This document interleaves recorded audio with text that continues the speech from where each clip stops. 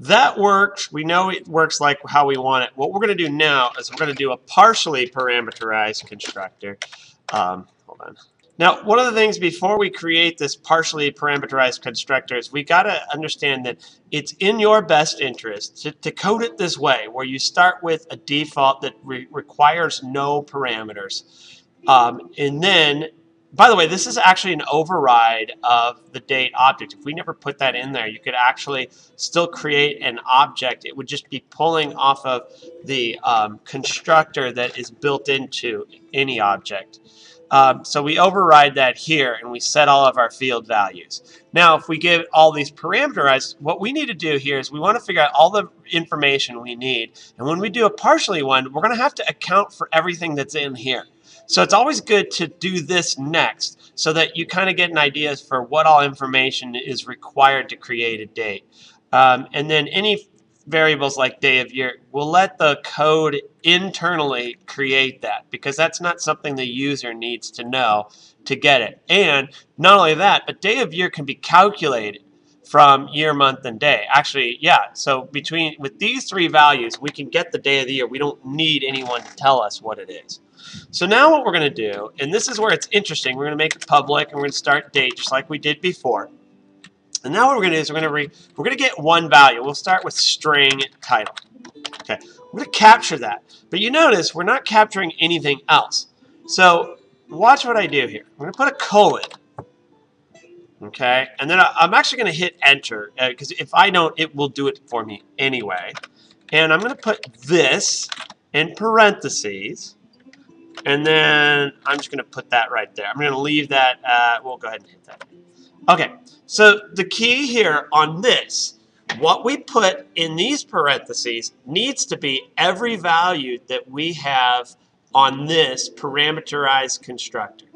I believe it's in the order of appearing, and I'm pretty sure that's the case. We call this an overload, by the way. And so anyway, we'll go ahead and put this in. So now the title is something we're getting from the user. So we're going to refer to that as the variable itself. And that's the parameter we got on the previous part. However, all other values, and notice it's already pulling this date. It's already referring to the one we've already created. We're going to hard code these other values as default values. So we're still going to do the year one, month one, day one. And we're just going to keep it like that.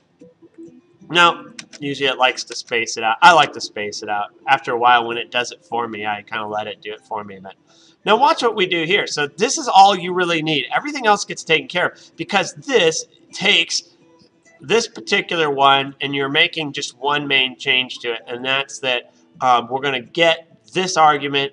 Everything else will be a default value. So let's go ahead and try it out now. So let's go back to our main code over here. And we're going to create another date.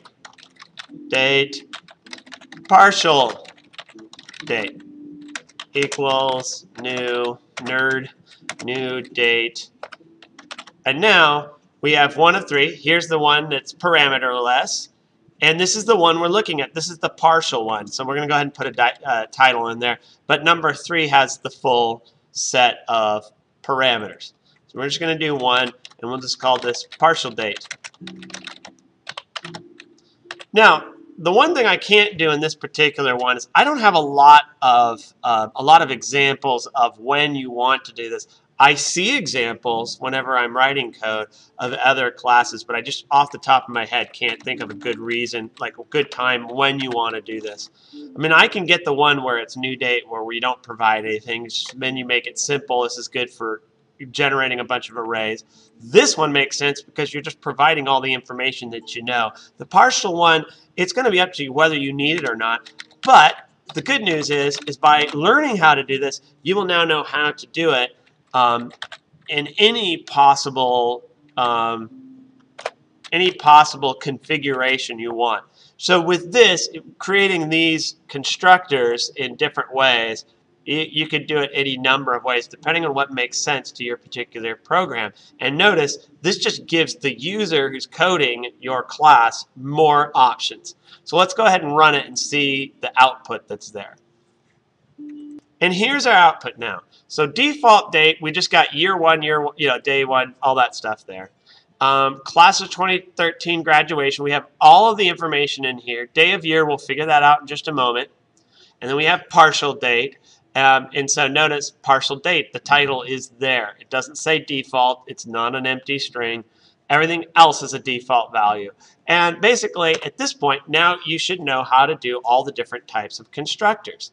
So if you have any questions, you've got code to look at. I would just focus on the class code, so I'll end on that.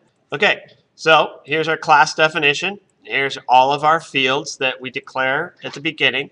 Here's a constructor that requires no arguments, no parameters. Here's the one that has all of the parameters we could want.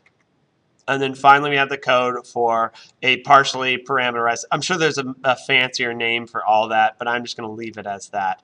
And then there's the toString method at the bottom.